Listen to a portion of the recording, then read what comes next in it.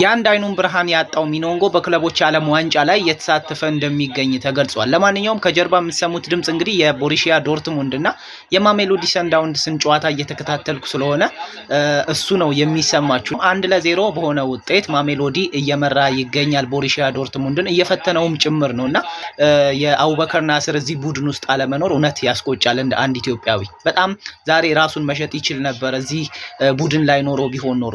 እጅግ በጣም የሚገርም ጨዋታ ነው ማሜሎዲ የሚጫወተውና ቦሩሲያ ዶርትሙንድ እነ ፓስካል ግሮስን ይዞ ነበር የገባው። እንደነ ሚቻ እንደነ ኮቤል አይነቱ ግብ ጠባቂ ነበር የገባው።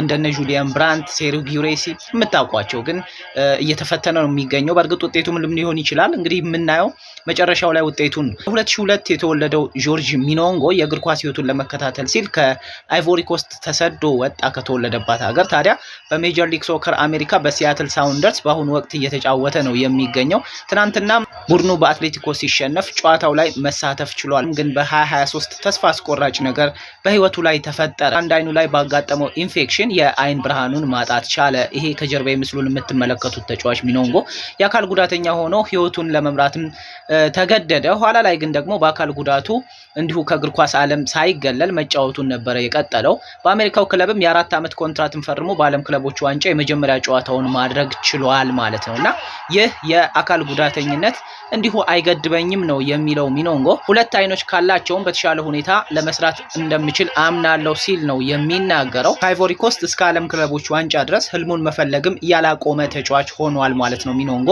ለማንኛውም በዚህ ሰዓት ላይ እንግዲህ ቦሩሲያ ዶርትሙንድ የማሜሎዲ ሰንዳውንስ ተጫዋቾች የሰሩትን ስህተት ተጠቅመው 1 ግብ አስቆጥረው አቻ መሆን ችለዋል። ለማንኛውም ስለ ሚኖንጎ ይሄን ያህል ካልን ይበቃል። ፎሎ በማድረግ ቤተሰብ ነው። መልካም ጊዜ፣ ይመቻችሁ።